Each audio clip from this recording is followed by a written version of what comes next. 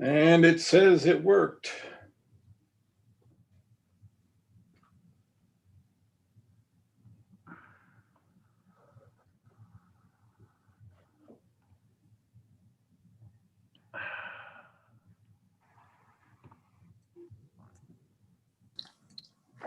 Are you sharing your screen, Brian? Yeah, that's the program. So I'm not seeing it. I think I shall mute everybody and introduce Dr. Heller, as I often do.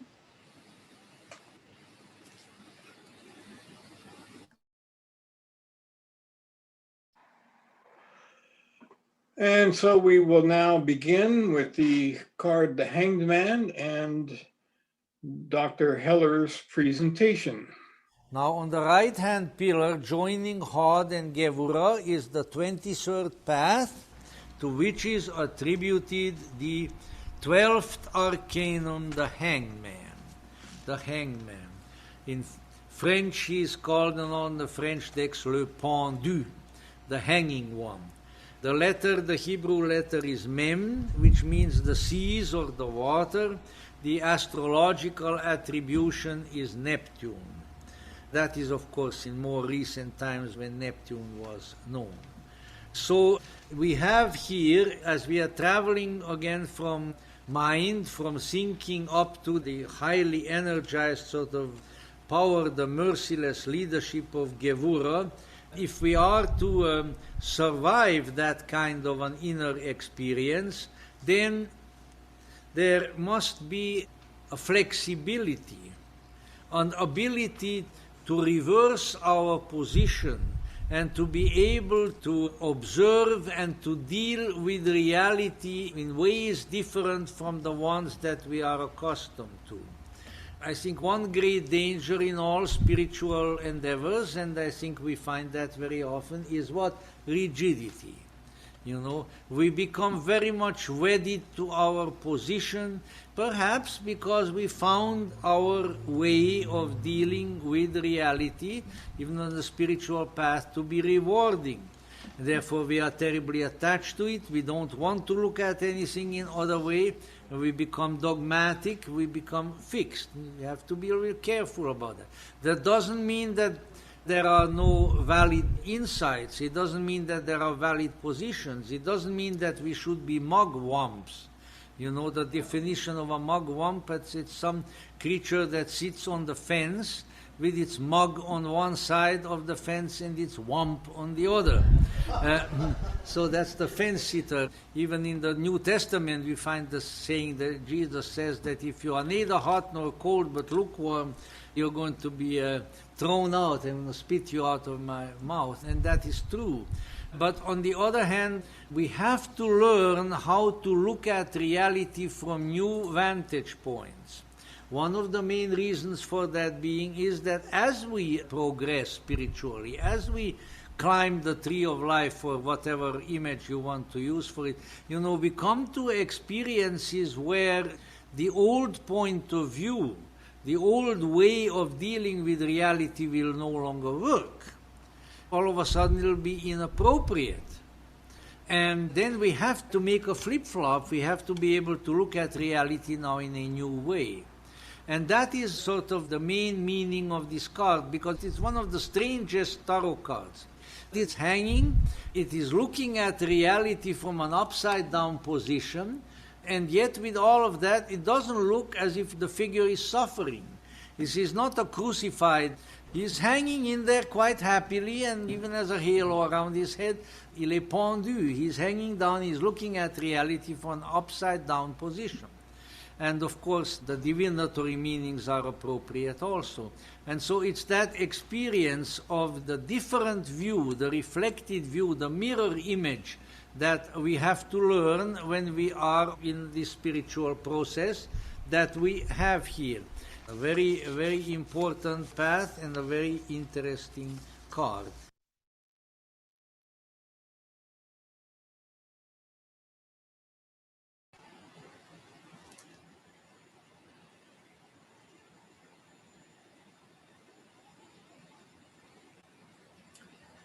Okay, the Hanged Man. Such an insightful interpretation from Dr. Heller. I really appreciated that in terms of the pathway and navigating, moving toward the harshness of Gewura and how that can completely, with no mercy, obliterate what you hold dear, So, in terms of divination with the Hanged Man, well, just looking at the imagery for a moment, one thing that comes to mind, Mussolini was hanged upside down. There is a ceremonial aspect about being hanged upside down. Perhaps people can comment on that. I don't know what the public intent of doing that, so hanging him in that way had been.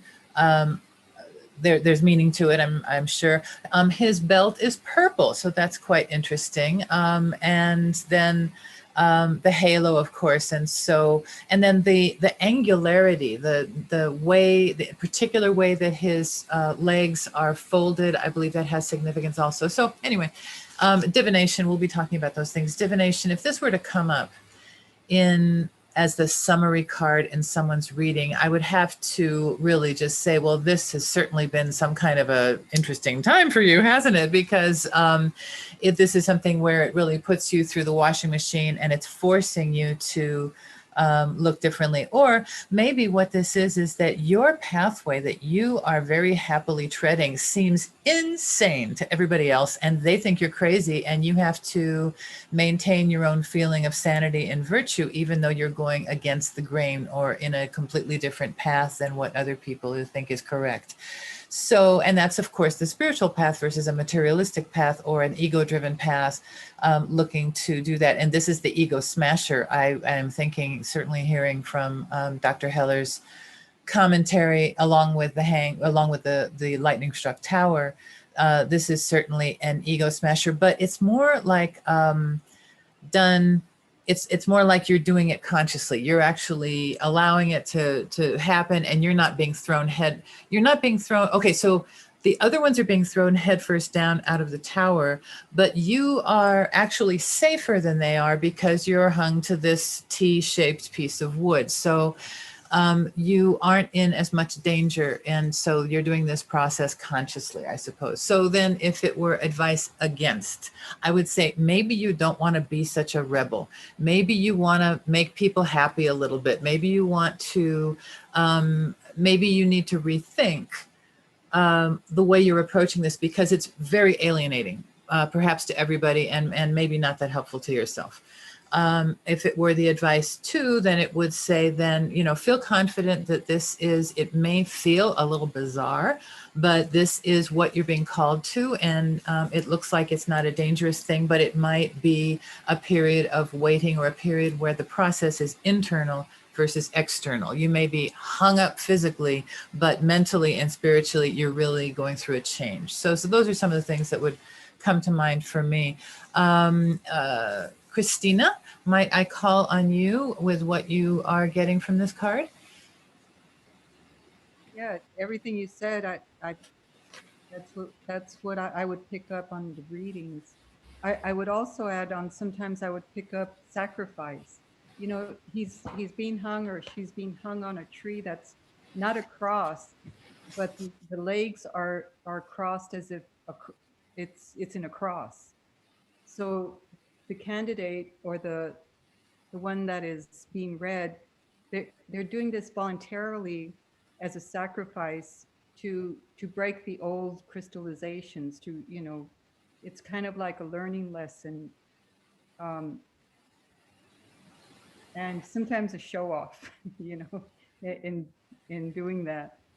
But everything you said, it almost just, it's all on target. I made a note.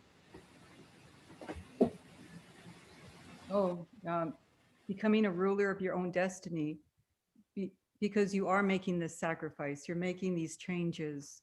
And so even though in the outside people are thinking, wow, this person is making all these, having these problems or whatever, nothing is by chance. The person is going through this to move forward spiritually. And that's it. Who else? Magnus, you want to go next? Yes, thank you, Christina.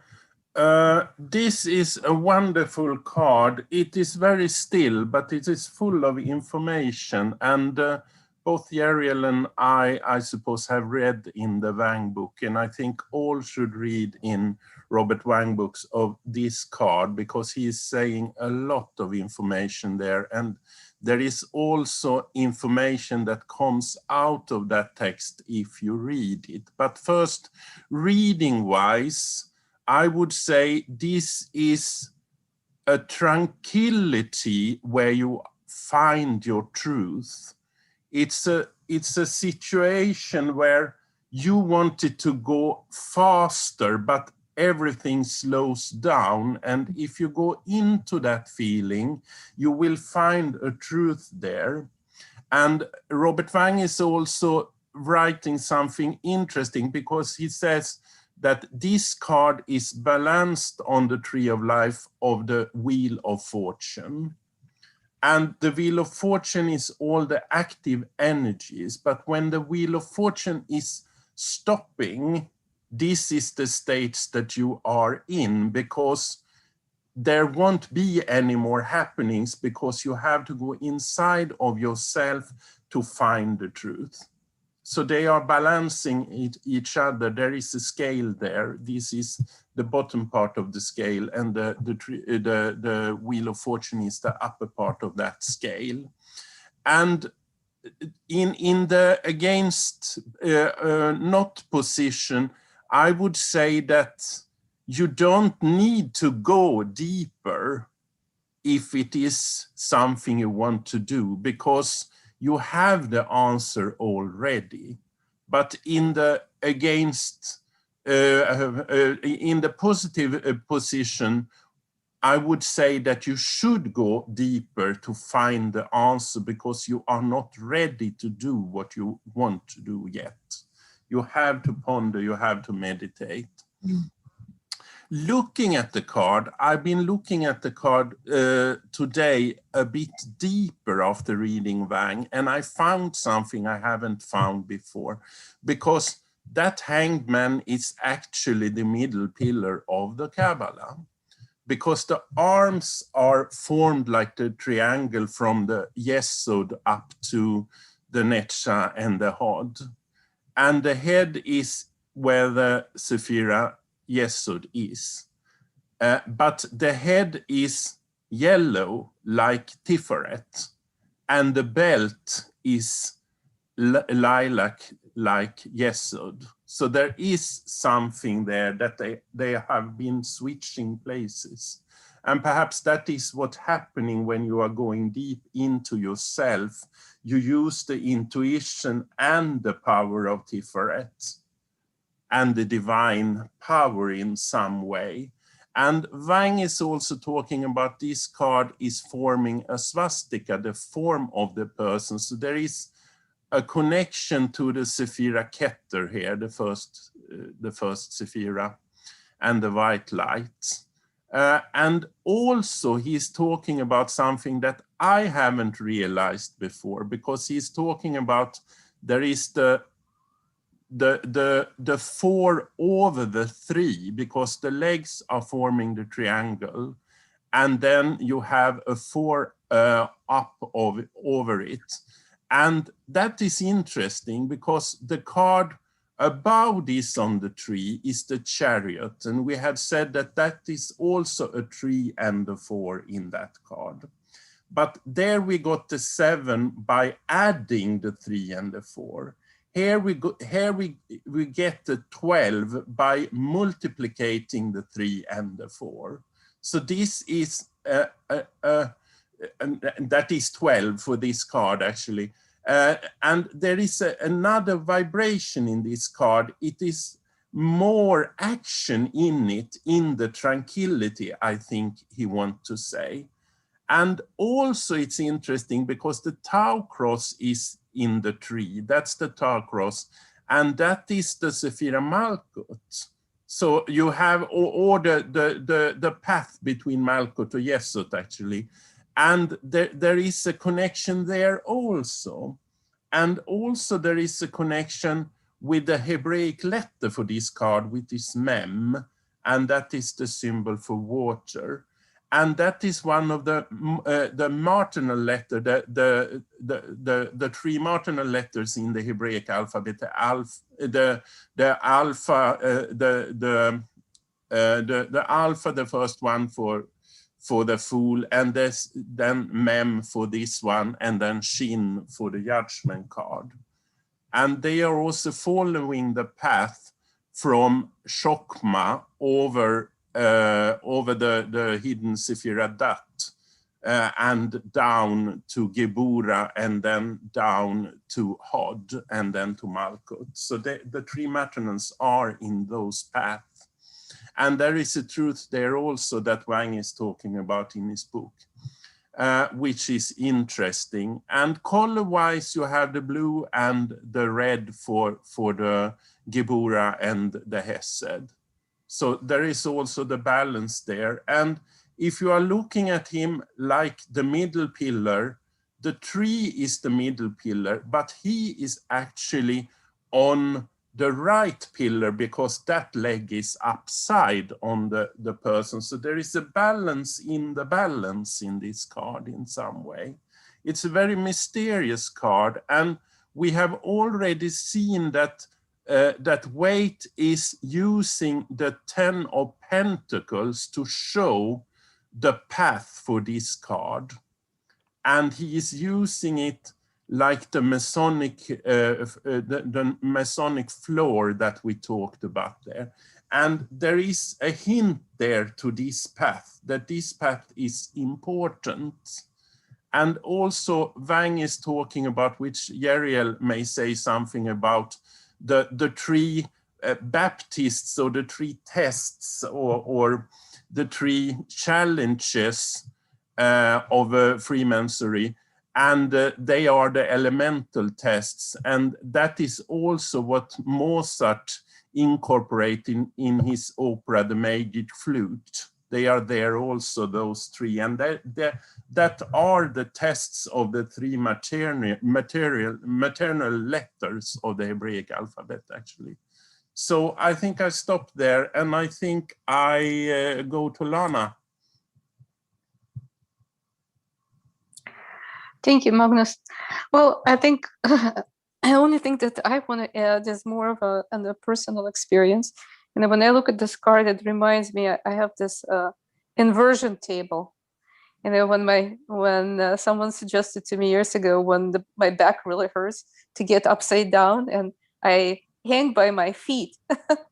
And so at first, you know, it's a really scary experience. I mean, you completely getting upside down, and you know, you could feel the gravity, but you have to rely on the equipment and on your feet, you know, to not fall. And but you get this amazing relief from it as your spine expands. I've got And yeah, and for me, it's also a realization that sometimes, you know, you have to get in a really uncomfortable position, what it seems uncomfortable, to get a different view of life. And this is how I see this card. So I should say I would pass this to Allah, please.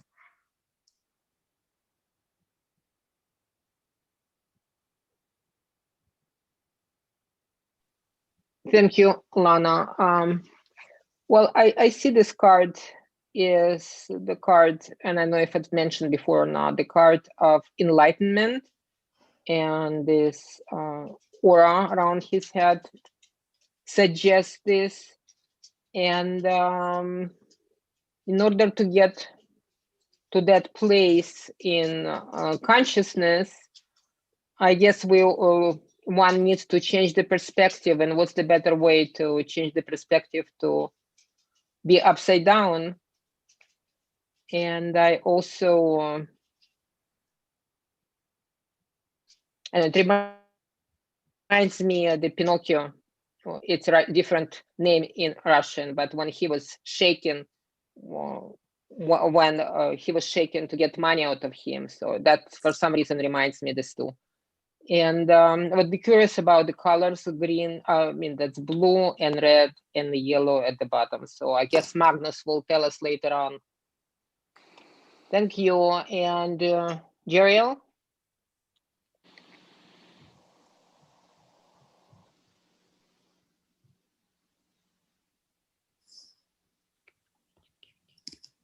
Yeah, this card is one of the cards where weight apparently has considerably altered the imagery from the tradition. Most of the older decks really would emphasize what you were talking about before, Magnus, about him being the center pillar. And most of the cards, he's not hanging from a T-shaped, but there's a cross piece, and then there's a vertical on either side of him, and he is hanging in the middle, which would make that a much more salient picture. Another thing is that in most of the older decks, he's also hanging over water, and as Dr. Heller mentioned, the Hebrew word here translates into water or oceans or seas, and he's seen as also as having, if you take his arms and then the point of his head, it forms a downward triangle, which is the water symbol. And so that's a lot of differences. Here, though, even with this particular alignment, everything that I've read says that he's hanging from the tree of life. And in this case, whereas that old symbolism had the tree, it really looks like three chunks of of wood, but this is a living tree, and you can see from the leaves and everything. He's hanging upside down. This figure has been compared a lot to Christ and the resurrection, and because particularly because of that he's hanging, and actually Jesus more likely was crucified on a T shape than he was the traditional shape that we see in Christian depictions. But that and having the radiant halo around him has made that association, so that one of the salient divinatory meanings of this has to do with sacrifice, that you may have to give something up in the circumstances that the querent is wanting to look into. I think that the really standout part of it is his inversion, of course, and I think that to me, the main meaning there has to do with looking at the world from a fresh perspective, not just going along with the conventional wisdom about things. It also is very suggestive with that lighted head of meditation, and particularly in the sequence of the cards that this is part of, in that middle septenary. We find commentators that I'm trying to find my picture that talk about this with you know, the hermit. We talked about him taking time to think about what he's doing, and then we progress to the wheel where everything is in motion and in change. Then we come to a definite decision with justice, where we're going to do the right thing. And this card in that sequence is suggestive again of a wait and see kind of thing. You should be really meditating and thinking over what you're going to do, and where you're going to do next. And speaking of next, I think these two cards together that we're looking at tonight, the Hanged Man and then Death, both are symbolic of major changes in things. And here you yourself are changing things by your unique perspective. So I think in divination, this is saying to trust your own judgment, trust your instinct, trust your intuition. But another thing that it really reminds me of is something that I think is a very, very worthwhile tool, particularly in the profession that I was in for 3.5 decades of practicing law. You have to look at things from every perspective. And in law, if you just take the first idea that comes to you, and this is what my response is to the other side's case, you have to be effective. You have to take that out 2 or 3 or 4 steps. If I take this position, then where does the other side move? So the whole chess game kind of thing comes to mind. I think that so I think you have to trust your own perspective, but you have to also take into account the other perspectives. I think that you also have to be willing to sacrifice to be able to move forward with whatever endeavor it is that you're contemplating when you're doing a reading. And I think if it's inverted, where ironically enough the figure is right side up, that if it's inverted, I think that it may be saying that unique path of your own that you're taking is likely to be frustrating. It's likely not to be working. And in that case, you really do have to get back to the thing of looking at everything from all angles. He's obviously can't go anywhere where he is right now. So this definitely refers to a significant moment of pause and reflection. And on the other hand, he seems very content. So he is in a safe place right now. If the querent is looking for, should I get this new job? Should I get married? Should I make this great investment with a lot of risk? The time isn't right yet. Stay where you are comfortable and wait until you have a clearer vision of where you're headed. I think that's enough for now. Are we to you at this point, Brian? Yes. The downside of going last is that you've all stolen my thunder.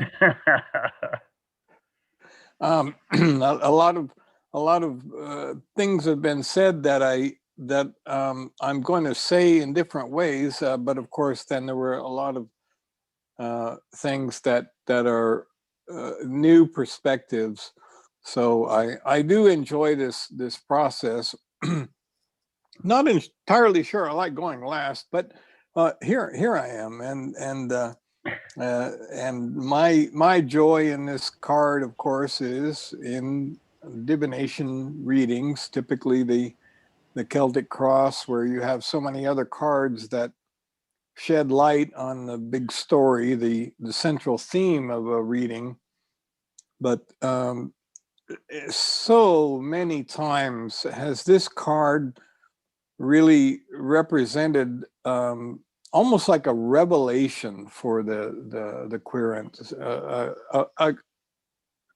an unintended.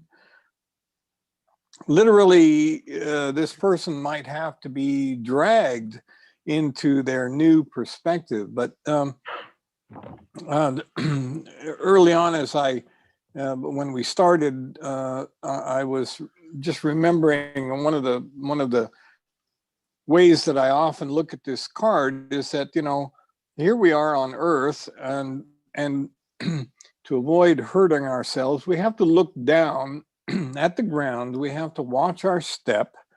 There are cracks in the sidewalk. I'm sure many of us can testify that cracks in the sidewalk can be very hazardous. They're out here in the hills of the Hollywood Hills. You might not want to step on a rattlesnake. So we generally have to spend most of our attention looking down at a very limited range of panorama. we have to work with a rather limited amount of sight, a limited input from life. And so the beauty of this card in readings is so often that we are forced. This character has been grabbed and turned upside down, and suddenly, wow, look at the panorama. Look at what I see now. I see the sky.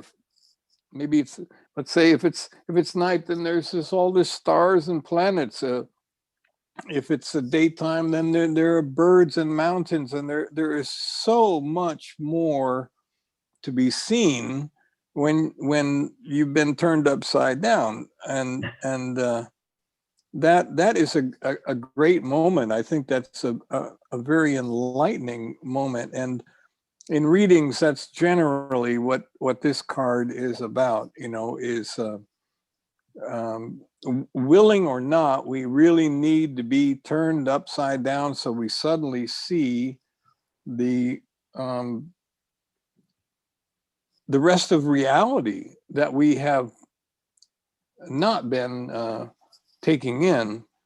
And I really think that's why the head, the consciousness, I don't mean the thinking, but just overall everything has been enlightened. The enlightenment around the head, around the center of consciousness, is glowing, because wow, what a revelation! What a rewarding and useful panorama has suddenly been introduced to someone who had been going along with really a very, very limited scope. And I really can't say anything about the precautionary position in a 3-card versus the the advice position so much. Certainly not in a vacuum without the rest of the cards to tell us what the whole story is about. But certainly that theme is a really a new view, and an absolute revelation are always part of what this card speaks of. So Yeah, it's definitely a fun card. It's interesting to hear the little talk about the, the cross. I mean, this is a very weird looking tree, but it's alive and it's very beautiful. Maybe it was, who knows what all symbolism is part of the life, but certainly as we go through life, as we go along the path of life, and maybe spiritually grows slowly like a tree. But this is a great moment. It's a great moment because, to me, that is a flash. It is absolutely a most welcome and most powerful moment when suddenly we see all this stuff that we were not seeing before. And let's pass it around. Just picking up on what you were just saying, Brian. Another thing that I read in a couple places is that this card is often associated with the legend of the Norse god Odin, and in that legend, I haven't researched that, but the overall thing is that he hangs from a sacred ash tree for 9 days, and after that, his compensation for that is that he's given the gift of prophecy. So taking that time and having the epiphany that your commentary, Brian, was suggesting there at the end, I think is really consistent with that particular mythology that's associated with this card. I love the word epiphany, although it is overused and therefore kind of trashed in society. But now I recall Odin because I have this absolutely wonderful documentary that A&E did some 4 years ago called Christmas Unwrapped. And it just deals with all aspects of the origins and history of everything that has become modern Christmas, from gifts to the Christ child. But it mentions Odin as a prototype of one of the images that, came to be known as Santa Claus, a night flying or a sky flying important figure. If I recall that, so with your familiarity with Odin, does this sky flying aspect apply? Do you remember?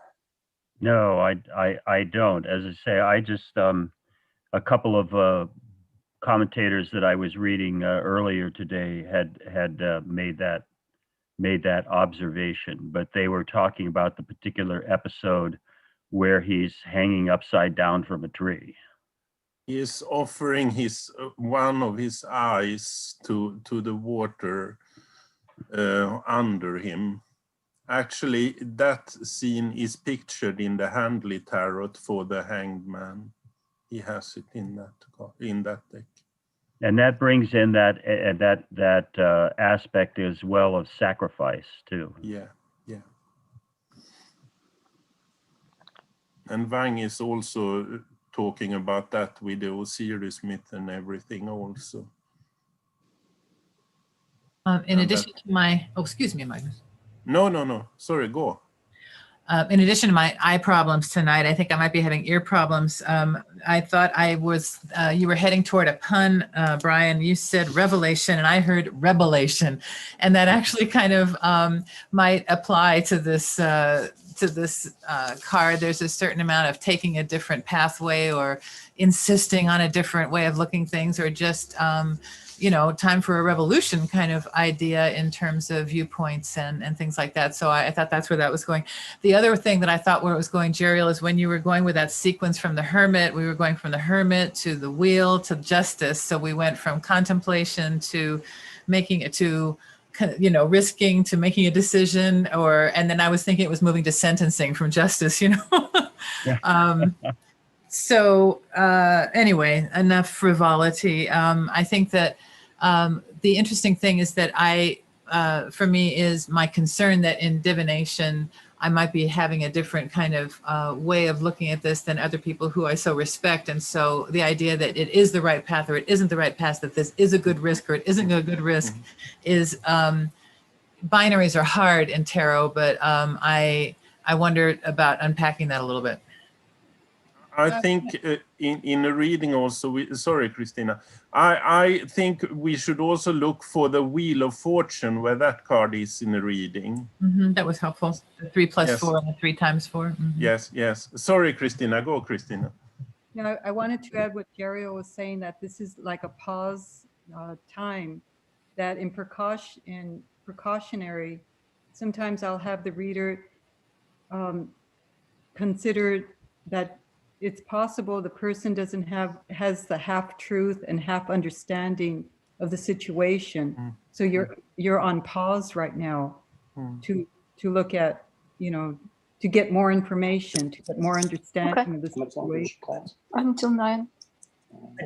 So I just wanted Oh, to it's add almost that. 8. Yes, yes. Almost 8. And I also think that the sacrifice we were talking about earlier is also looking at the path there between the Sephira Hod and the Sephira Gebura, because it's a sacrifice with maternal things, that you are losing or giving away something for the benefit of the divine powers.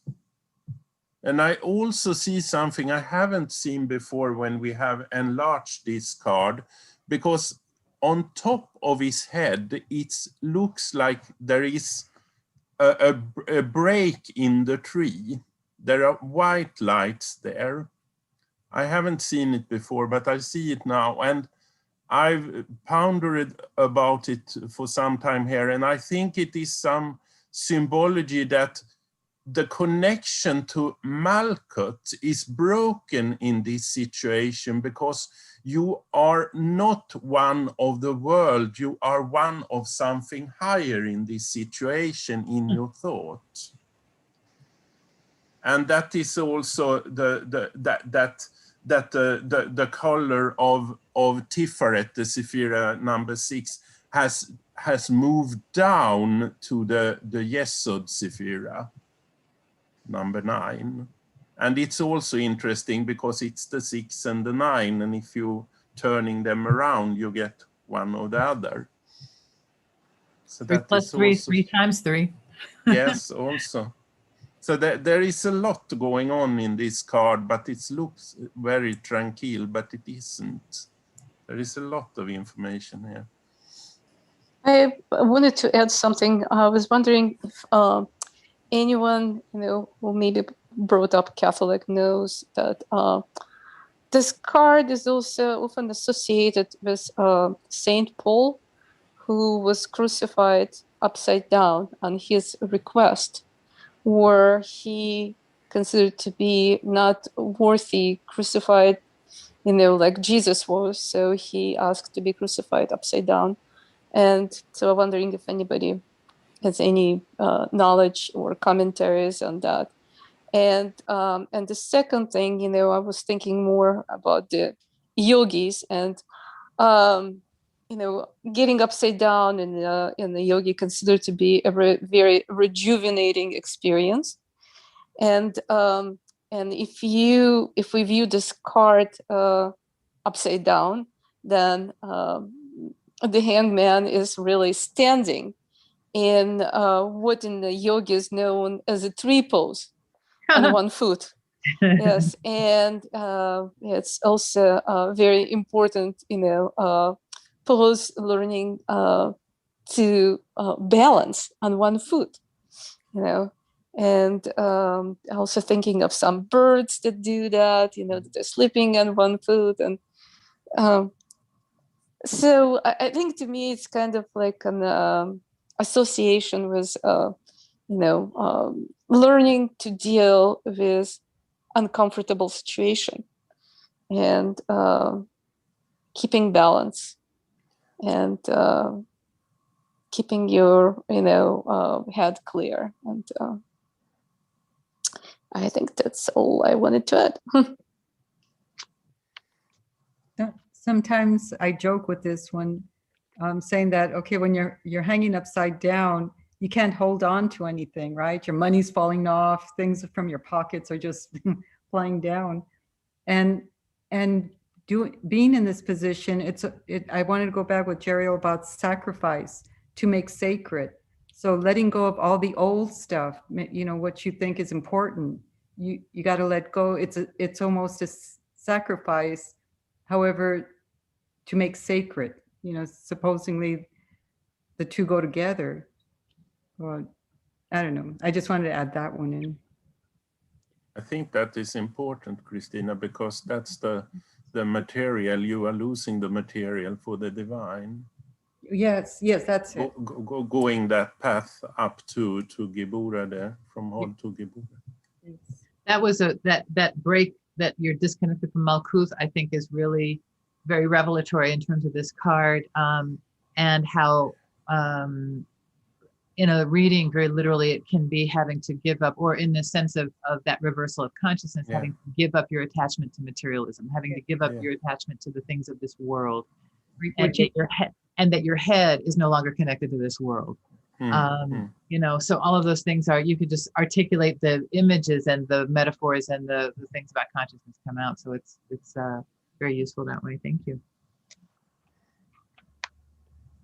And also it is the passing between two triangles there in the tree.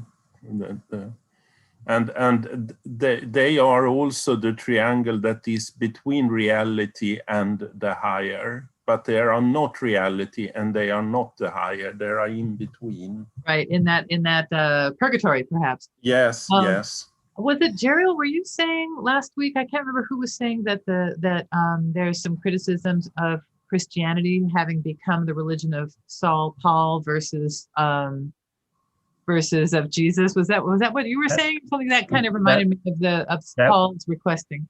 That was in fact me. I said that's a view that's held by a lot of theosophists, and in particular the branch of theosophy that branched off with Alice Bailey. Thank you. And the first book that drew me to her teaching is a book called The Reappearance of the Christ.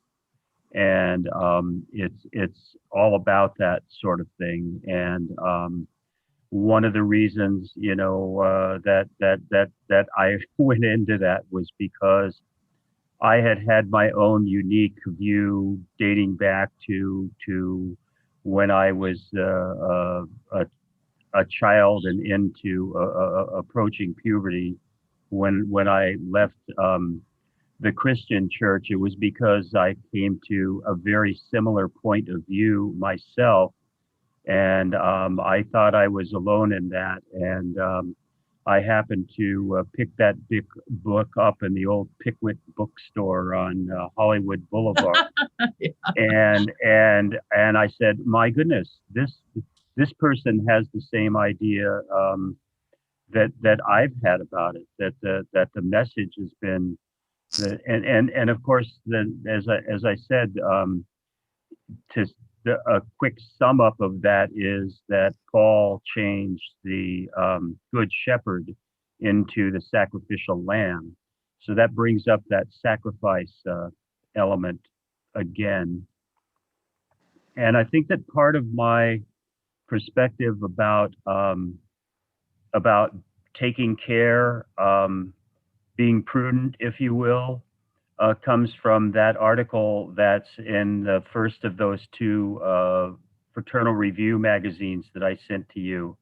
And it was actually Antoine de Guesblen, who was one of the first Freemasons that got really active into tarot, and was one of the first people that had at least written about the idea that the tarot contains ancient Egyptian wisdom. And in his trying to find 4 cards that would match up with the 4 cardinal virtues from Plato and that Masonry picked up, the temperance, fortitude, prudence, and justice, that was his card for prudence.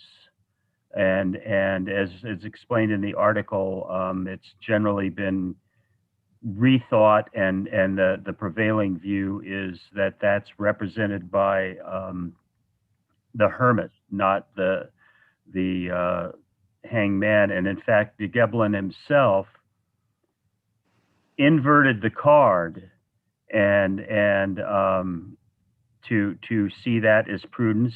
And that was about what you brought up, Christina, of he's almost in a yoga position, balancing on one foot.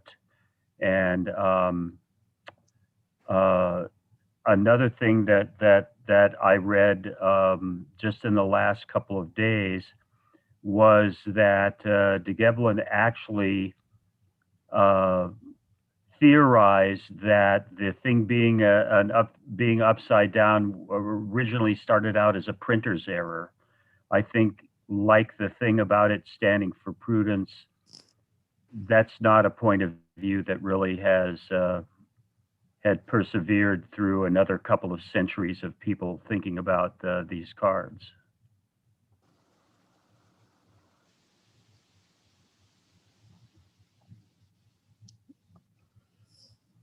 Well, all right then. I think I should reset the tableau. Hey, Brian, if you want to go first or in the middle, all you got to do is say so. I only go first Yeah. because you asked me to. Oh, I'm just making a bit of fun about. But you're true. Yep. The further down the chain you are, the less you have to contribute. You know. You can steal our thunder. Steal our thunder.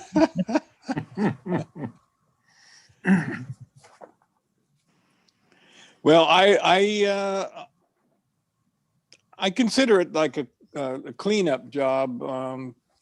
Where, anything that was missed, I will step in and supply.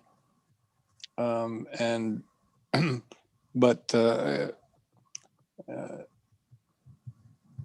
it's definitely a lot of fun, just like we're doing it. So now I will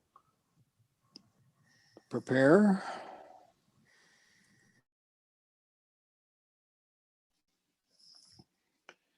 And so we now look to Dr. Heller speaking on the 13th Arcanum, Death.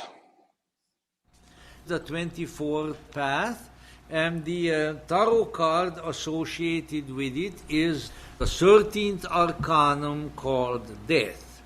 Now, in many of the tarot decks, especially the older ones, the card of Death has the image of the traditional Grim Reaper, usually a skeleton cutting down the harvest, so to say. But in the Waite deck, rather impressively, the imagery is that of a mounted skeleton. If you don't look at it very close, you can't even tell it is a skeleton, armored and mounted, carrying a black banner with the white rose on it. And so Death rides through the countryside on his horse, and in the wake of the coming of Death, all kinds of people just, fall down and die. And so we see a king with his crown fallen off, who is already dead, lying down. 2 children who are kneeling, looking up at Death, because obviously, unfortunately, children die too. And the bishop is kneeling and waiting for his own death. So people of all ages, in all professions, in all walks of life, are taken by Death. But on the horizon, behind some towers, we see the sun, so that there is still light. Now, what is happening on this particular path? We are moving from a feeling-toned situation. From the energized feeling function, we are moving toward intuition. there seems to be a sort of peaceful process going on here where everything dies, everybody dies, death rides through the countryside. The light, however, is in the distance. The Hebrew letter associated with this path is Nun, the meaning of which is a fish, and the astrological sign is Scorpio, which is astrologically associated with death also. The question is, how do we surmount the force of our emotive imagination, our emotionally influenced and activated imagination, by moving to something higher? How do we overcome that? By cooperating with a process which in a certain sense might be called death. In other words, we allow those emotional forces and imaginations and desires and projections which are within us, we allow them to go their own way. We allow them to die. There's one thing about, well, there are many, but let's say there is a certain circumstance regarding emotional fixations, emotional desires, and so forth, that if we do not continue to energize them, you'll be free of it. But of course, we are self-indulgent, and these energies give us a semblance of life. You know, I don't know if we think of that very often, but what our psyche really wants to do, our ego self, is to feel alive more than anything else. It'll do anything to feel alive. So here we have, in many ways, sort of more peaceful stratagem of extricating ourselves from the thraldom of emotional fixations and moving toward that transcendental intuition. And in so doing, we allow these to, die. When we used metaphors which St. Paul used and others, that we sow in the outer world, but unless we allow that seed to die, seemingly die, dies as a seed so that it may become a plant. And unless we do that, there is no real progress of a spiritual nature. If you limit the workings of your spirit to material things, then at best that's all you are going to get, will be material things. And what happens to material things? They deteriorate, they fall apart. The best fall apart, and so on and so forth. So that is why we have to allow for the movement of consciousness toward the greater in its own direction, where it will reap then its fruit and its results. If we restrict the process of spiritual growth to certain objectives that we envision, then we are not going to go beyond those. And one of the main problems is that what we can envision as a goal in our unenlightened state is bound to be what? An unenlightened goal. You can't even envision the truly worthwhile things that the greater life has in store for you. You can't envision them because you haven't been there. You don't know what they are. You can't even imagine them. So don't confine yourself to your expectations and imagination that pertains to your lesser nature, but let it happen. Let it take you to something greater. And in order for that to take place, some of the old things have to sort of die, go their own way in a proper and natural manner.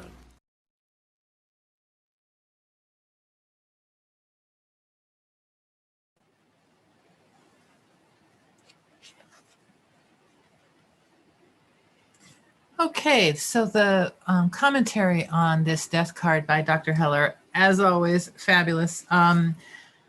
I was reminded kind of in the, when we talk about our fractals, when we go on that theme, this is perhaps related. The idea that everything is moving toward entropy is such a depressing kind of law to contemplate, but it's the nature of the material plane. And so I think that so there's that, there's, attaching yourself to that. And I think that what he said about if you limit your dreams to what you can conceive of, your own limitations are just going to make those really trite and as limited as you are already. And then the other piece was the bumper sticker that you see that I think is from 12-step programs of let go, let God.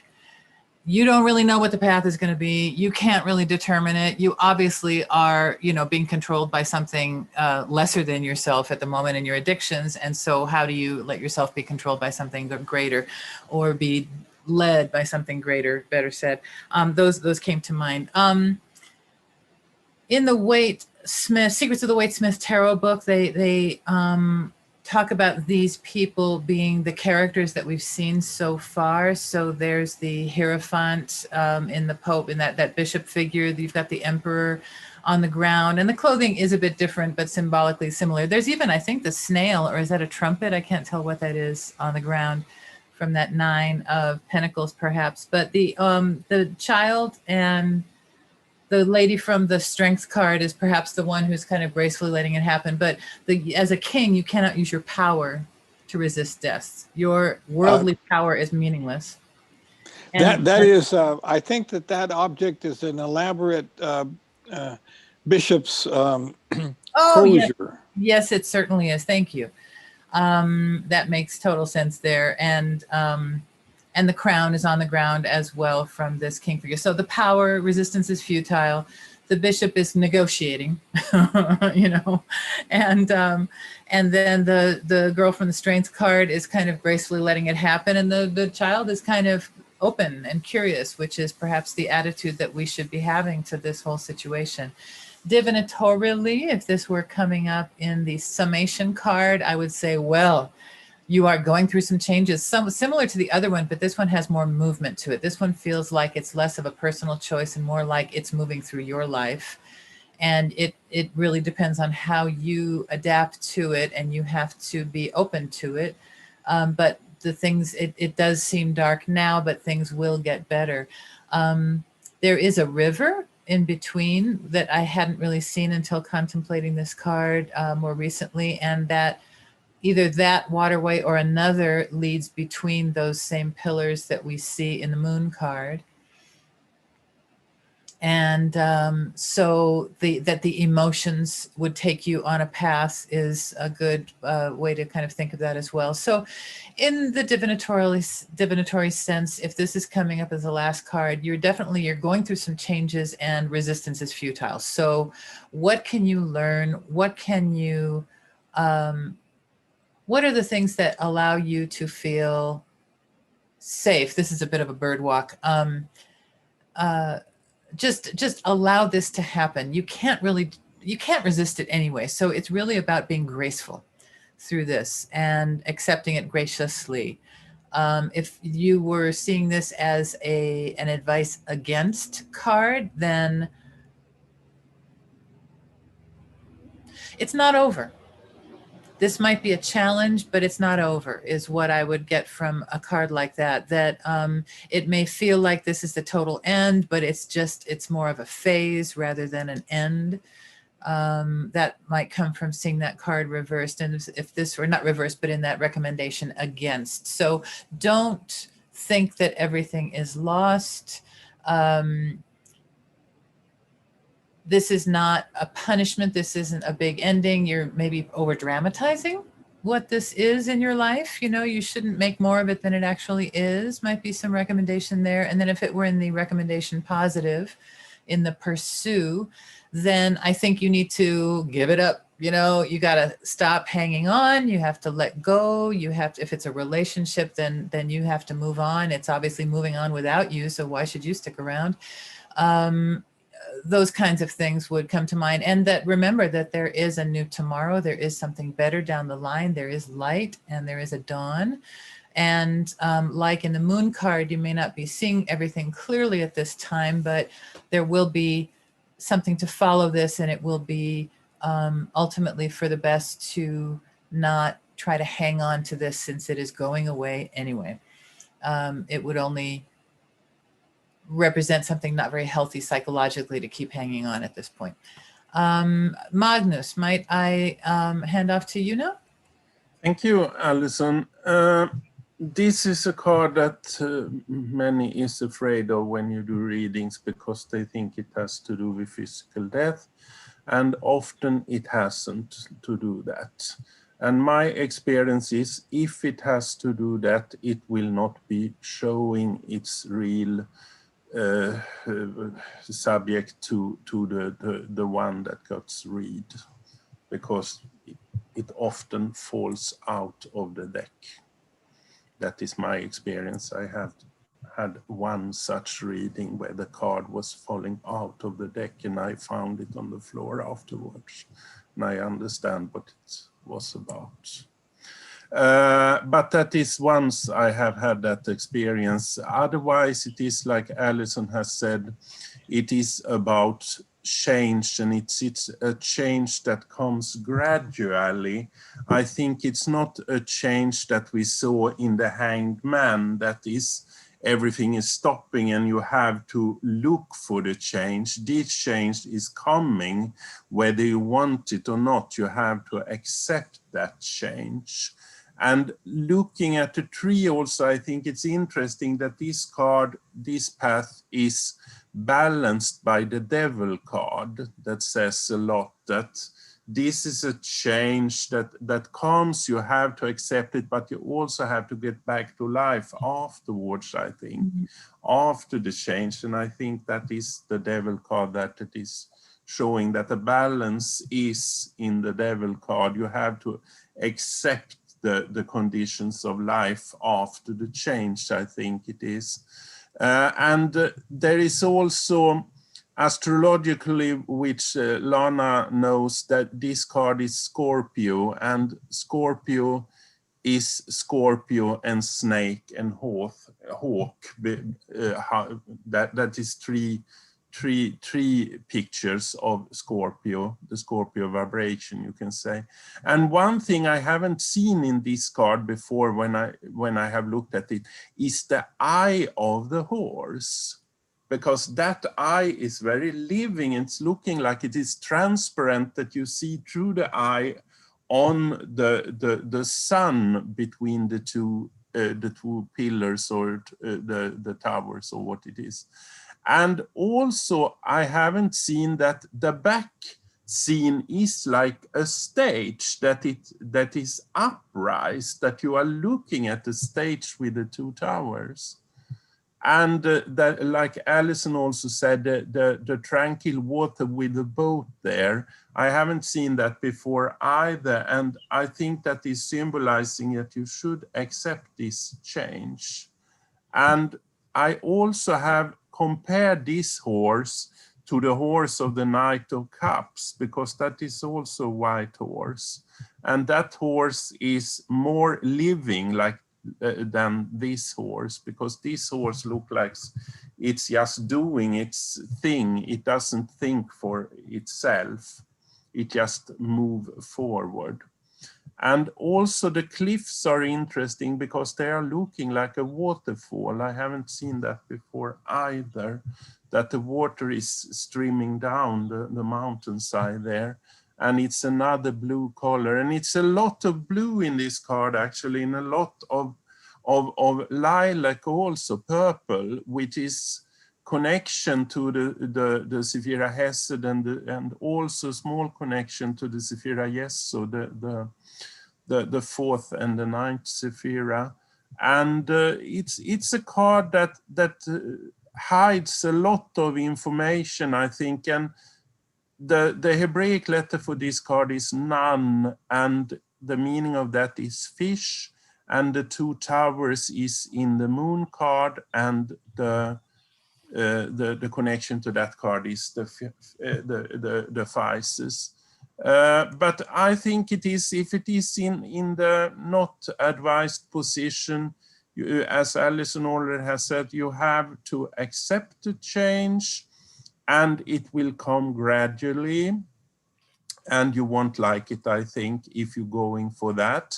But if it is in the against 4 position, there is change, and it will lead to something better for you. I think in the against not position, it won't lead to something better. So you shouldn't await the change there for a development. I think I stop there and pass to Dariel. All right, I'll start with something that you just mentioned, Magnus, and that is that the two pillars in the back are right off of the moon card. They look exactly like it. And in this case, the sun is between the two pillars, whereas in the moon card, the moon is overlooking the pillars. And when we get to that card, maybe we'll have some more things to compare there. This card is really reminiscent right off the bat, with death mounted on a white horse, which takes us right into the book of Revelation in the Bible. He's one of the four horsemen of the apocalypse. And that's one way of looking at death, which is that it's an apocalyptic thing. It's destruction. But the fact that the sun is rising on the horizon between the two pillars says that death is always followed by some form of rebirth. So whatever the great change that's signified when this card comes up in a reading, there is no fighting it. What the change is inevitable, and is also necessary as part of the circle of life. Another thing that I noticed after a while is the plume on Death's head. He has that feather that we've seen before, and we've seen it in the Fool card, but it's standing erect, and it's standing for the vitality of life, I think. And so in the Fool card, he's out on the great adventure, and that life energy is quite erect and forceful. Then several cards, 13 cards later, we have death, and that symbol is now in a drooping position. But once again, and we're prompted there by that rising sun. We look at the sun card, and the little child, who is also on a white horse, is wearing the feather, and the feather is back in the position that it was on the Fool at the beginning of the whole process. So it says life will come back. So this isn't the apocalyptic death where that's the end of everything.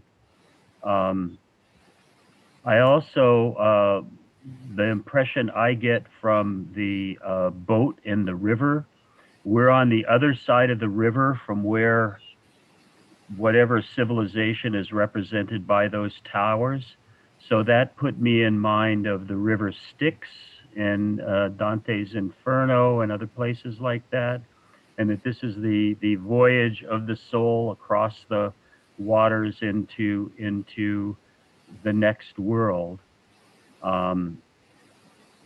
The four people who are in death's path here, the king, the most powerful personage in any situation, is lying dead on the ground. The the the the the priest, as was earlier um, mentioned, looks to me like he's trying to cut a deal with death. I read in another commentator that he's looking at death and that he's fearless because of his religious faith and purity. I think if you're going to go for that approach to facing the inevitable, I think the little child in the blue who is looking up at death, not looking very fearful, and I think that that's saying that innocence, not piety, is something that can really look honestly on death. I really liked what you said, Allison, about the other older child being the figure in the strength card, and she's looking away from death. This card also is, in my opinion, one of the strongest examples of subtle Masonic symbolism and as we can see there, she's got a similar clothing and hair and all that. It really does look very much like the same figure that's in the lower right corner on the death card. But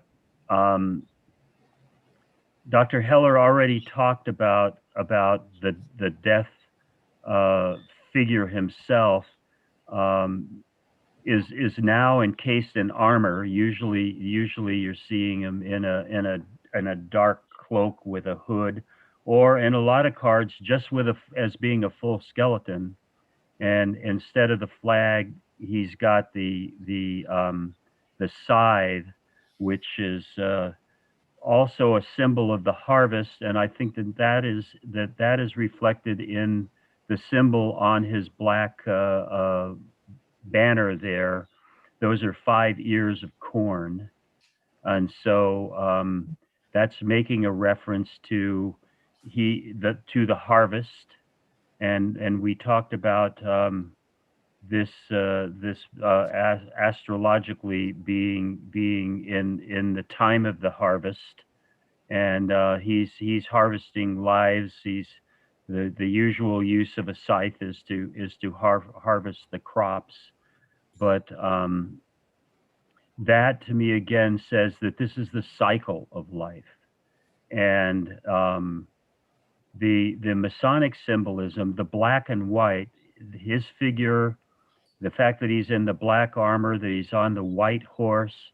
I even think that if you look at those little symbols on the reins of the horse, I think those are alternating skulls and crossbones. Yeah, they are. And the skull and crossbones happens to be a very prominent and quite old Masonic symbol. I think that the Masons were using it back in the days when the pirates were using it with a different meaning. The entire theme of the ultimate degree of Master Mason is death and rebirth, and this is consistent with the mystery schools going back through the ages. That the way that the initiations worked, at their culmination, they almost always have something where the candidate has been put in fear for his life. And you get back in old times, and they did stuff that was really scary, like put you in a cave in the dark overnight and having wild animal sounds being made and things like this.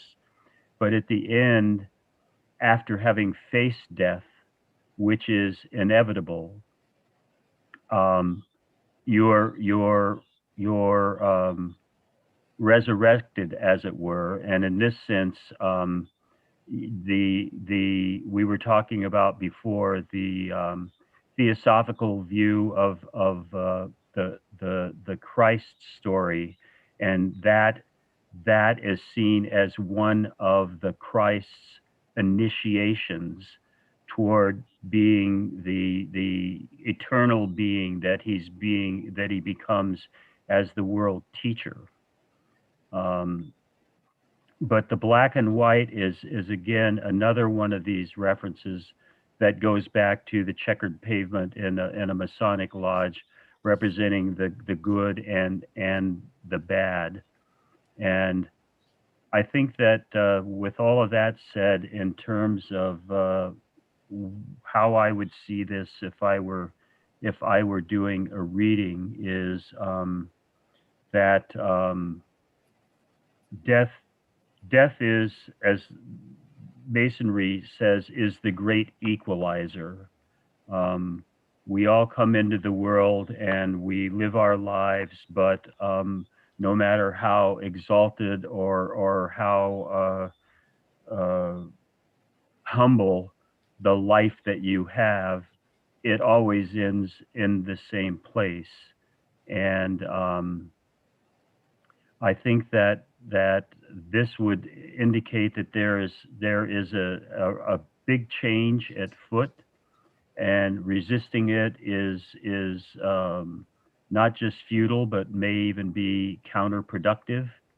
But your querent should be looking at accepting the inevitable, but looking forward to and planning for that new day represented by the rising sun on the horizon. And I think that inverted, this would represent the fear of death, the fear of things not going well. One of the main purposes, not just in Masonry, but in all of those ancient initiatory schools, the lesson of it is that death is not the end. It's a natural part of a repeating cycle. And we've talked before about how this relates to karma and reincarnation and that sort of thing. But I think that if this is inverted, or if it's the negative, don't choose this choice at the end of the reading. It's don't give in to your fears. Don't give up. Don't see that that change is catastrophic. See that it is part of the life. One of the books that I was reading in this afternoon was talking about how throughout our lives, the cells that make up our body are constantly dying off and new cells are being born. So this is something that's going on every day, 24 hours a day. It's the big process that we're each a small part of. So I think that rather than thinking that this is the ultimate catastrophe, it may be the breakthrough into something really new and better than you might have been able to imagine. And with that, why don't I pass it off to you, Christina? I just wanted to add, when I get this death is a friend, I like this card because it means, I like all of them, but I want to emphasize the importance that death is the process. It's a process that we have to have it. The old has to die.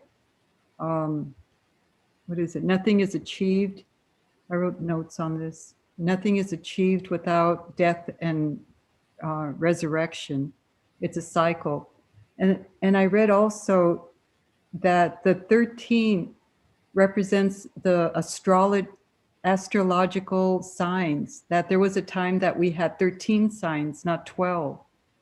And I like Allison saying the bishop is negotiating because according to that reading, it says that the bishop is the old Piscean sign that now we're entering Aquarius. So that's also dying and rebirthing. You know, the signs are, we're going through the signs. Yeah, that's all for right now.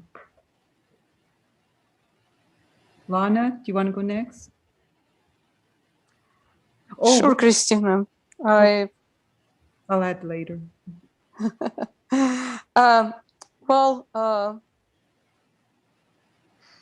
I think all I want to add here, I think there's everything is well said. When I look at this card, and I think often we're dealing with a fear of change, and I want to emphasize fear. Also, maybe a situation where there's someone who is waiting for some news, you know, maybe some tests being done, you know, and the person is anticipating some bad news, or there are people that have a fear of taking exams, and the process of, you know, the process of the living through fear is equivalent of death, you know, so we're dying every time, you know, we're going through this fear. So when I look at this card, I think I would suggest something like somebody needs to review and overcome, you know, the fear, the anticipation and anxiety, and accept, you know, and courage. And I think this red feather, you know, is an indication that someone may need to gain, you know, confidence, you know, and courage. And I know from the personal experience, you know, Dariel was talking about initiation. You know, I've done some work with holotropic breath work, and I know that something that helped me to overcome my fear of dying, you know, and just something that I think most of us, you know, will experience, you know, in life. And it's natural, and no one is going to be spared. And doesn't matter what is your, you know, status in life. Either you're a bishop or a king or a pauper, you know, and we all will experience this from time to time. So I think that's all I want to add. And I will pass this to Allah.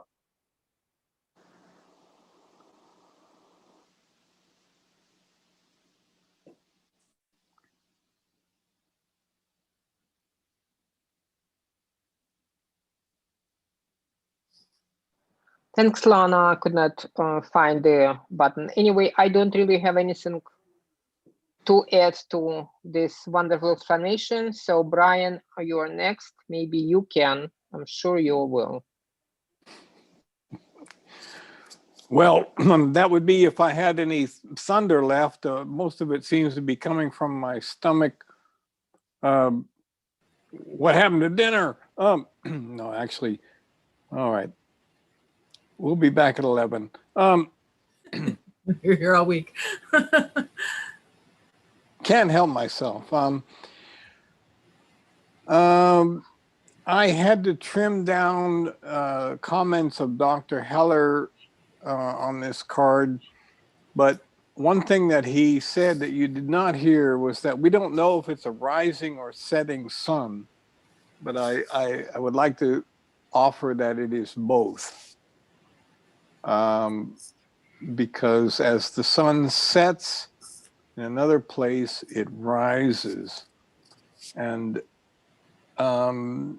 the other thing about death and rebirth, let's say it's been said that in the spiritual world, when someone falls into a birth, that from their point of view, that's considered a death. And when a person in a physical embodiment dies, on that level, it's considered a birth. And so I think that's just a rather beautiful way of looking at, which is part of my big book thesis, the indestructibility of consciousness, that there will be no death of consciousness. It will just be in a different mode, whether it be the spiritual death of getting born into this body, or the spiritual birth of leaving it.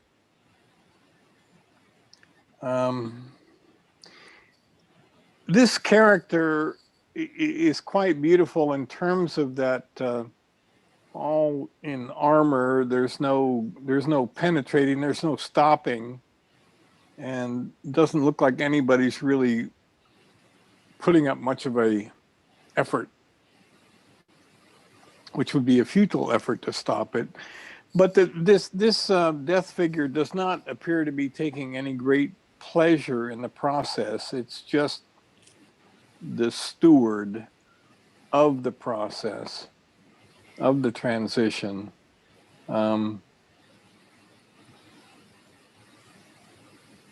I very much appreciated, at least we got a little bit about that symbol on the banner with the ears of corn.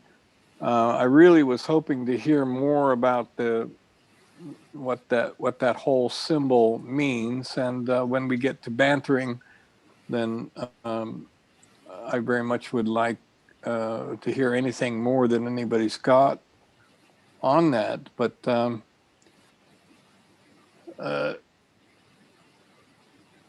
usually just the sight of death, the word death, and the dark, the black armor, as somebody said early on, frightens people off,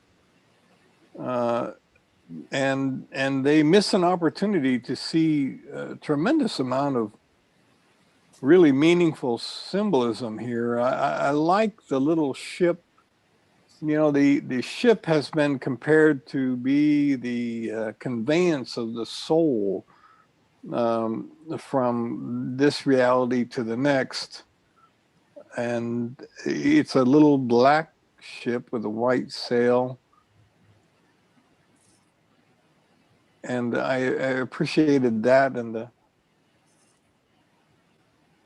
the innocence of youth.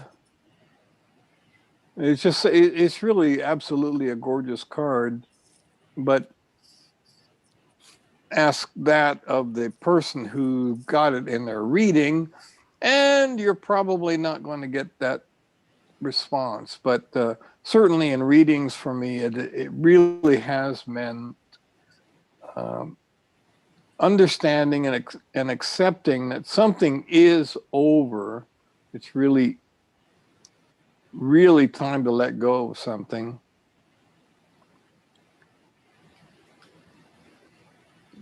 But I'd say that's really all I have to throw into the mix here.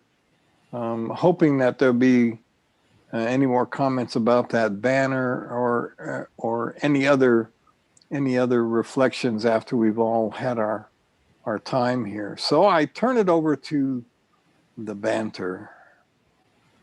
So Brian, I looked in the Secrets of the Waite Smith Tarot book, the Katz and Goodwin book, and they say that the Waite, so again is the symbolism of life amidst death. For the mysterious horseman, says Waite, carries, quote, a black banner emblazoned with the mystic rose, which signifies life. So the mystic rose signifying life was the instruction to Pamela Coleman Smith. And then they say right after that, possibly Pamela drew upon her Shakespearean history plays and used the style of the Rose of Lancaster in this image. So that's a possibility as well. The two watchtowers, to get there, you must go through the whole world of ascent in the spirit that Waite says lies beyond the skeleton. Therefore, you must reach beyond the material world to be reborn in a new life. So of course, this card is chock full of symbolism. As I was looking at the other cards, the cityscape or the silhouette of the town that's between the pillars in the distance is different from what's between the pillars on the moon card. That just has kind of a low mountainous landscape, but this one has the same cityscape as we see in the Chariot card. So that is then perhaps rebirth into, it's like, kind of like back into your same life. It's like that alchemist book where you travel all over the, Sahara Desert just to find that you were schlepping the treasure in your backpack the entire time. Something like that. So perhaps the way back into consciousness is to return to where you began as the fool and inside those city walls that you exited out of on the Chariot, perhaps. So that came to mind. And then the other thing, sorry, I jot down some things sometimes. I often wonder, why do tattoos stay on a person's body if our cells are constantly regenerating? Is because that's scar tissue, maybe? I don't know. So that just came to mind. Because you got a whole new you, but what is it? Or is that like the epigenome keeps the ink in place? I don't even know. So anyway, that's it for me on this one. I enjoy that book and recommend it, of course, because it is chock full of a breakdown of these symbols, and they really went into depth. And I'm very anxious to visit southeastern England and see some of these, the bridge and the little place and the house where she lived and all that kind of stuff, which is now part of the historic preservation. And I would look forward to that. I wanted to add some notes that I got from Georgia on the white rose. She says it represents innocence and purity, the beginning and end of the quest. And that she also pointed out that on the reins, you see the skulls. It does. She says it goes with old Masonic symbolism, where the bones are supposed to represent the woman's thighs, representing the birth. That's where the baby comes through. And that was associated with Masonic, what is it, the pirates, where they have the skull and then the bones cross. Supposedly that's supposed to be the thighs. So again, that rebirth, that cycle of the rebirth. And that was it, the liberator. Death is the liberator. I have this book by Ziegler, Tarot, The Mirror of the Soul. And it's a commentary in Aleister Crowley, Tarot. And there's a suggestion for this card is die before you die. This traditional Sufi saying admonishes us to learn the art of dying. As long as any fear of death or letting go completely remains, we cannot live life fully. And what you pointed out in the past, Brian, in terms of that we can't really count on reincarnation to finish our job, since we have to kind of do it before we actually die in order to assure our pathway there. Excuse me, Michael. No problem, Alison. For the banner, I got an insight when I looked at this now, and I also read about it in the Wang book, and he says it is 5 points that Dariel already had talked about, but it is actually 10 points because there are 2 pentagrams in this symbol. And I got an association to something that is in one of Paul Foster Case's books. And I think it is, but I'm not sure. I think it's the first edition of the True and Invisible Rosicrucian Order, because there are 2 editions of that book, and the first book is more, is not deeper, but it's a lot of information, but it doesn't explain what it is. And in there are 2 pentagrams that has a Star of David in between. And I think this banner has something to do with that, because there are 2 pentagrams here also. And that there is, he is talking about something that is, those 2 pentagrams is the life vibrations, and the middle, the Star of David, is the divine vibration. But it's a long explanation in that book about that. And also I'm looking at the central point of the banner, if it is a rose or what it is, it looks like the center point in the cross, the Rosicrucian cross of that picture. And I think it's the 72 or 74 secret names there inside, because I think you have 74 or 72 points in that middle point. And one thing I haven't seen in this card, which I saw now when I saw it in large, there is a picture at the lower part of the over part of the death that is riding the horse. There is a picture there, and it's also a Hebraic letter. And it is the Bet letter that is there, if you are looking close to it. The Bet letter looks like that. And it's in the lower part of the upper part of his armor. You have a picture there. There, yes, there it is. And there you have the Beth. And that Hebraic letter is connected to the magician card, which is interesting, but it is a connection there in some way. Waite wants to say something here. And it's also a picture, and first I thought it was a pile of coffins, but then when I look at it, I see it's a house with a door. I think it is that. I have never seen it before. It's interesting, and it's also a Maltesian cross, it seems, on the death breast, if you are looking at the armor. It's also interesting, a white Maltesian cross. So there is information in this card that hasn't shown before. You see it when you enlarge it.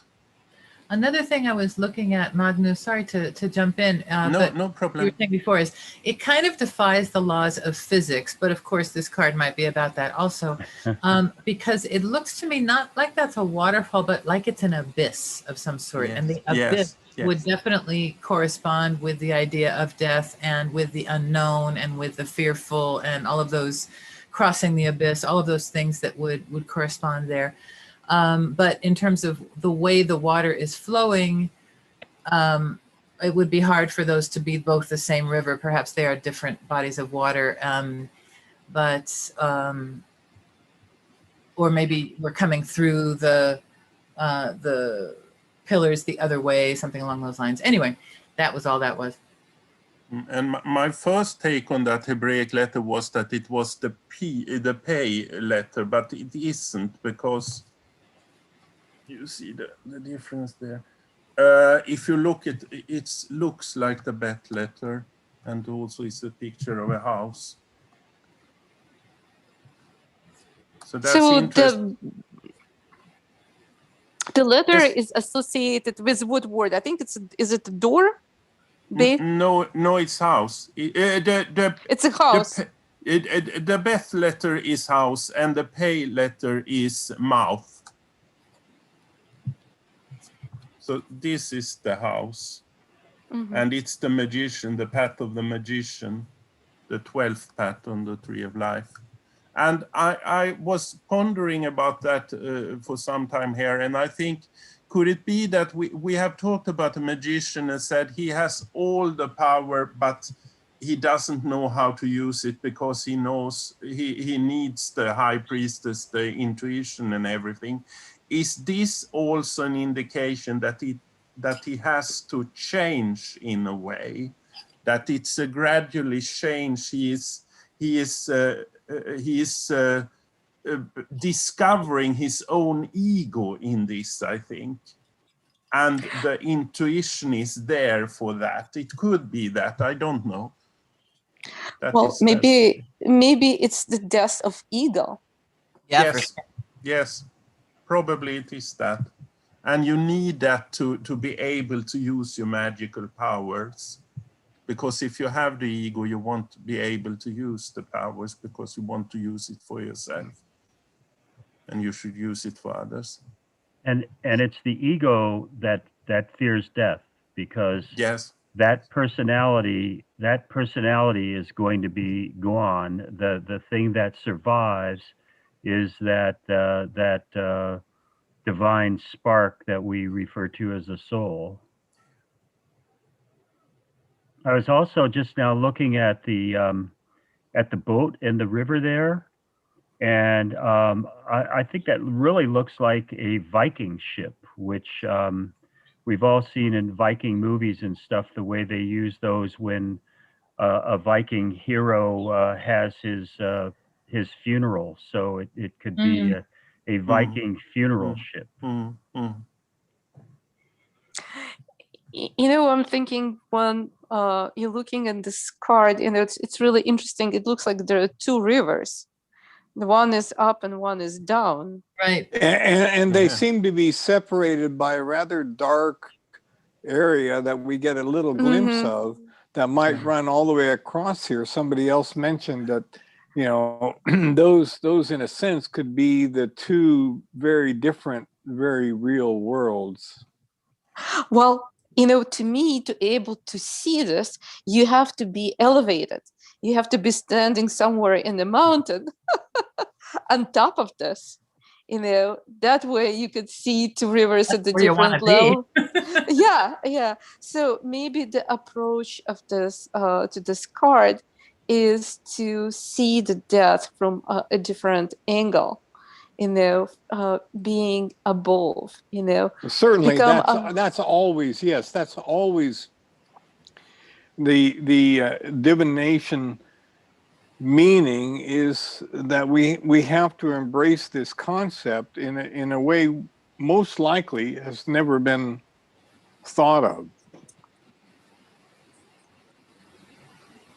Dariel, your point of the feathers was a nice, insightful one for me in terms of following these symbols through the deck.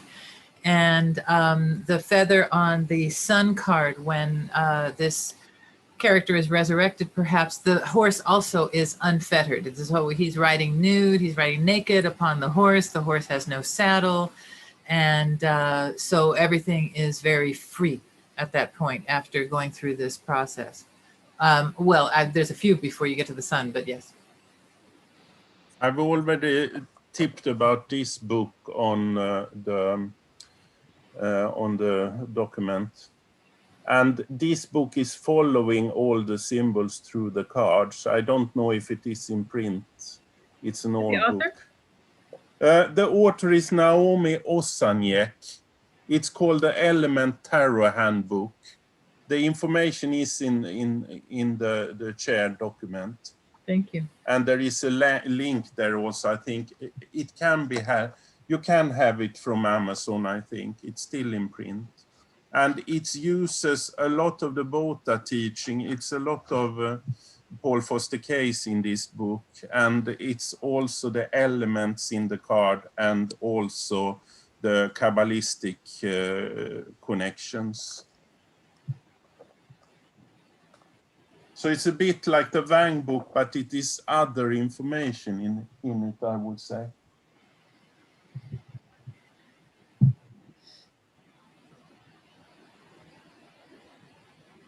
Magnus, who's the author of that book?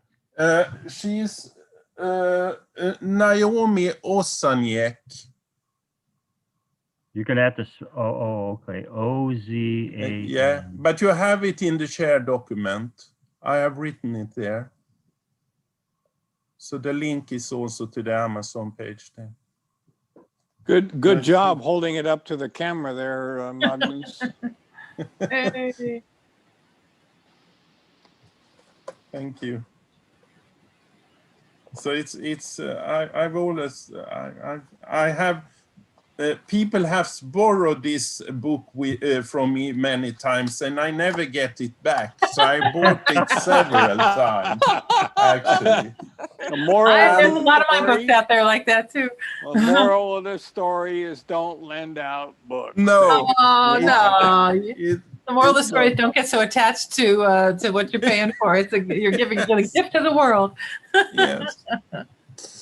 So it's. I lent out Black Elk Speaks, and now I have to go find a place to buy another one. Yes, it's hard, especially when they're out of print and you got to find one that maybe isn't new or maybe wasn't yours. You know?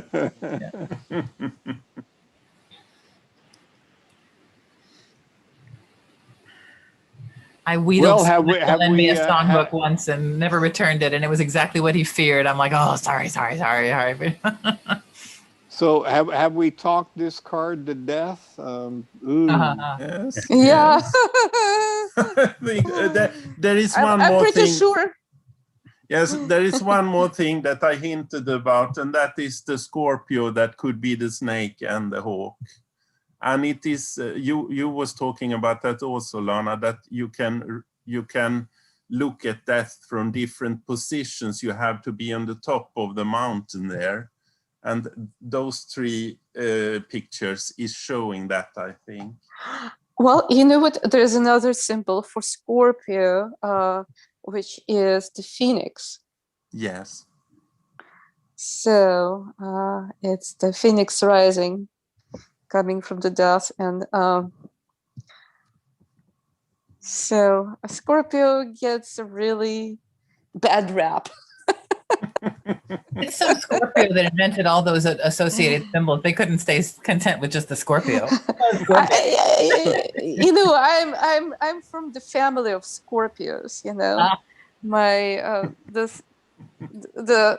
my mom's side of the family, you know, they're like all Scorpios. I mean, it's just it's Nine Well, months my from Valentine's ruling Day. my ruling planet Venus is in Scorpio. okay. It's 9 months from Valentine's Day. I got a bunch of there's a bunch of family members also who have similar birthdays. All 9 months from Valentine's Day. You know, my daughter has the sun and the moon and about 3 other planets that are all in Scorpio. If you stood it up, her horoscope would fall over. It's so weighted to one direction. Yeah. And Scorpio is the energy of Scorpio is testing. The decision that's made in preceding month, the scales, Libra is tested in Scorpio, and then after the test that is survived in Scorpio, then you have the arrow of Sagittarius taking you forward in action. Dariel, I wonder, was your daughter born on eclipse? Pardon me? Was your daughter born on a solar eclipse? I don't 1973? know. She was born on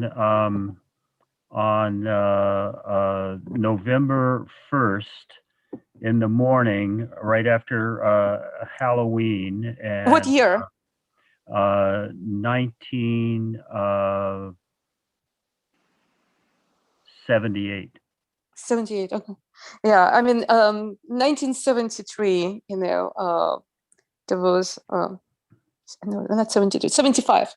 There was a solar eclipse in Scorpio, and I know someone who was born on that day. It was, I think, 4 planets in Scorpio. Very intense personality. And we were talking earlier about the 13 and months. There are 13 moon cycles in a year. Right. So the meditation discipline that I practiced for many years when I was involved at Meditation Mount, they hold their public meetings on the full moon night, and then the people that are really hardcore in it also have a meditation at the exact time of the full moon. So what happens is, and it being a worldwide group of meditators, it goes right around the clock as everybody gets to like 7 or 8 o'clock in the evening when people are having their public meetings, and then everybody of the people that are really practicing it at a deep level, that all happens at the same time. It's a different time in every time zone, but it's simultaneous, which is the strength of it. I just thought of something. You said your daughter was born on November 1st. It's Day of the Dead, All Saints Day. Right. So that is Yeah, also, well, Halloween is interesting. the hallowed evening before that day, isn't it? Mm-hmm. Yeah. But you know what? I don't feel like, this Day of the Dead to me is not associated with something that, is like, there's no fear there. Actually, there are people, cheerful and dancing and going to cemetery and bringing food.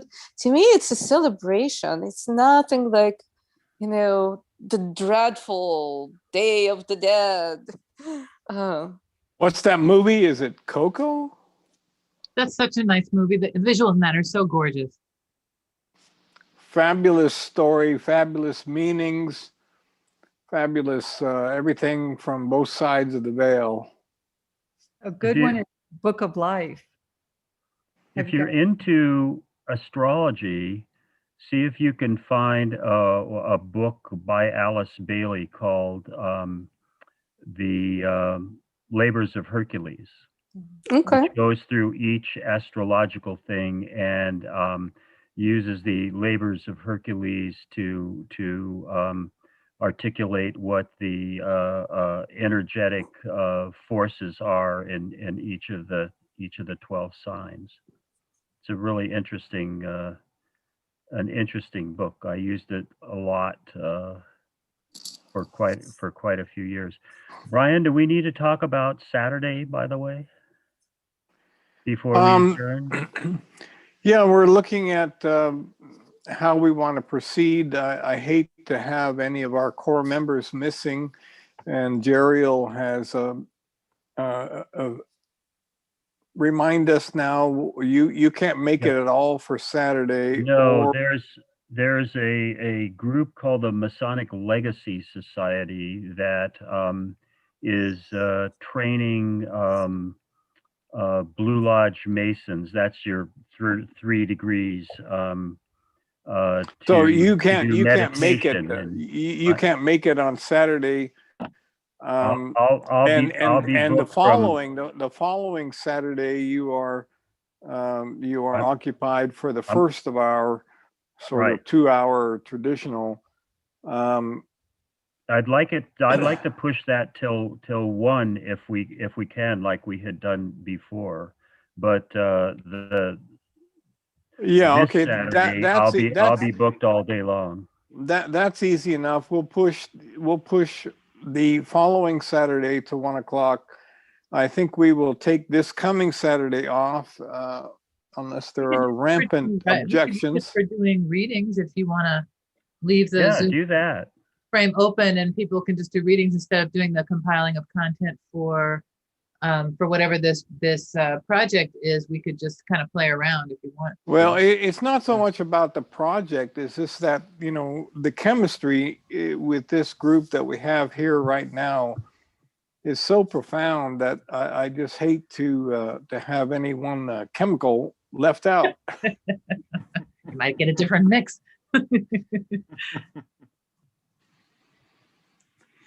I think I'll be I hate to miss okay. it, It's so to that's why I'm take, trying to make it anything. yeah. I think I'll be okay just to take a day off. On this coming Saturday, we'll take it Yeah. off. Is that what you said? Now, Allison, Mm. what did you just say? Well, I was just saying that if we wanted to, we could just keep the time open, and whoever wants to show up, and we can play and do some readings and things like that. That might be entertaining. But that's just I like to read and get read. So Yeah. Well, My privilege. you know, if we haven't overread one another by now, and we're just not getting, we're just not getting. But we I was could gonna say- also, it could be a bit of a meeting. We can talk about what the kind of things where we'd like to go after we finish this major arcana suite. Sure. We might like to take the opportunity to chat a bit about directions that we could go, because we're kind of going to be needing to write a new, if you'll pardon it, Allison, a curriculum. yeah, maybe a book study. Mhm. I found my reading Tree of Life from Isabel Kliegman. Excellent. Isabel Kliegman shuffled your Tree of Life reading. Yeah, in the back in it was June 25th, 92. Oh, we're going back a ways, huh? Can you believe it's 28 years from now? That's crazy. Crazy. I know. You know what? I've never listened to it since, and it's on the tape, and I don't think I have any more tape recorders. Here you were.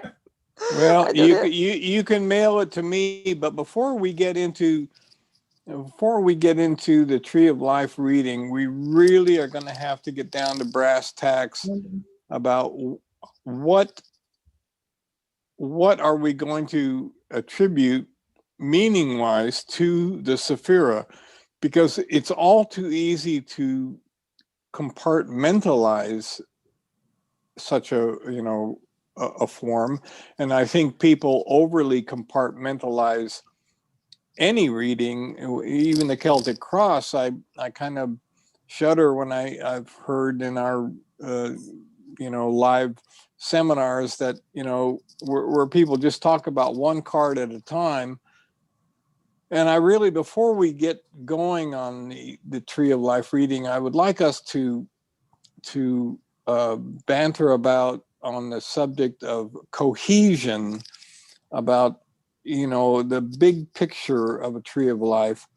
I would like us to sort of really come to share some ideas about what our overall approach should be with the Tree of Life. And I have a Tree of Life excerpt somewhere, and I can certainly find it. I know that I have Dr. Heller on the Tree of Life, but I think that would be a great way, before we get into individual people's readings, it would be really great to really explore what we think we might like to be doing, how we might want to best serve intuition and meaning by how we're going to approach the Tree of Life.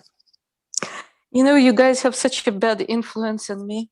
I started learning Hebrew. When I found the tape from Kliegman, I also found all my notes from her from back of 92. And and I started compiling them, and I just said, you know what, I think this is like a great time. At least I have to learn Hebrew alphabet. So now that you're learning Hebrew, are you on a strict diet of pita bread and hummus? Oh my God. No.